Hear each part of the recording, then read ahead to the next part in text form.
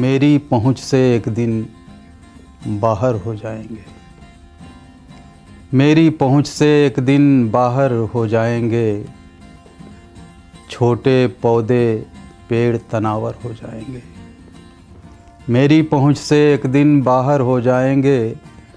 छोटे पौधे पेड़ तनावर हो जाएंगे और मुश्किल सहते सहते पत्थर हो जाएंगे। अब अपने हालात भी बेहतर हो जाएंगे। मुश्किल सहते सहते पत्थर हो जाएंगे।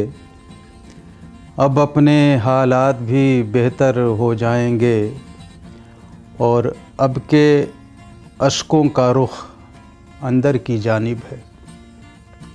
अब के अश्कों का रुख अंदर की जानिब है। इस मौसम में दर्द समंदर हो जाएंगे।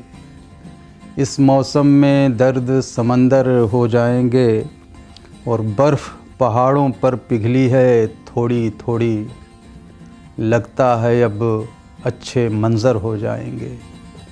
लगता है अब अच्छे मंज़र हो जाएंगे। और ये शेर ख़ास तौर से कि एक छोटी सी सरदारी पर बेकाबू हैं। एक छोटी सी सरदारी पर बेकाबू हैं। क्या होगा जब आप सिकंदर हो जाएंगे। क्या होगा जब आप सिकंदर हो जाएंगे। मेरी पहुंच से एक दिन बाहर हो जाएंगे।